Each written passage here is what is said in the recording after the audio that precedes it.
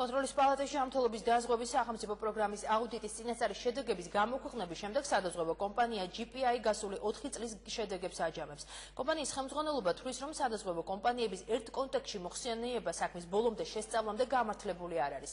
აუდიტის წინასწარი მონაცემებით სახელმწიფოს მიერ გამოყოფილი 284 მილიონი ლარიდან სადაზღვევო კომპანიებმა მოქალაქეებზე მხოლოდ 40% დაახარჯეს. GPI ჰოლდინგის გენერალური დირექტორის გიორგი კვირიკაძის განცხადებით, 4 წლის განმავლობაში მათი კომპანიის მოგების მარჟამ 7% შეადგინა.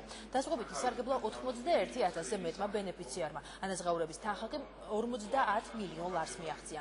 კომპანია ჰოსპიტალური განვითარების პროექტშიც ჩაერთო და მშენებლობა უკვე დაწყებულია. სოციალური პროგრამის ფარგლებში GPI ჰოლდინგმა 10 საავადმყოფოს აშენების ვალდებულება აიღო, რომელსაც მიღებული მოგება 5,9 მილიონი ლარი მთლიანად მოხმარდება.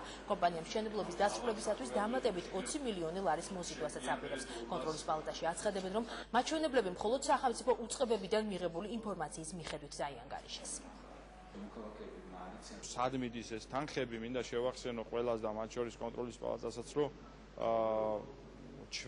კონკრეტულად ჩვენი კომპანია აშენებს 10 საავადმყოფოს სხვა რაიონებში საქართველოს და მარტო წელს ამ მიმართულებით უნდა დაიხარჯოს 25 მილიონი ლარი, რაც საკმაოდ სოლიდური ციფრი არის და რაც გაცილებით აღემატება იმ თანხებს, რაც მოგების სახით მიიღო ჩვენმა კომპანიამ აქამდე. მხოლოდ 21%-ს გაუწიეს საქართველოს მოსახლეობისა შესაბამისი სადაზღვევო მომსახურება. კონტროლის პალატა ამ ციფრების გამოქვეყნებისას ხელმძღვანელობს უთხოვარი ინფორმაციით, უთხოვარი ციფრებით, რომელიც აქვს სახელმწიფო ორგანოებს და რომელიც მიღებული არის თვითონ სადაზღვევო კომპანიების მიერ წარდგენილი ინფორმაციის საფუძველზე.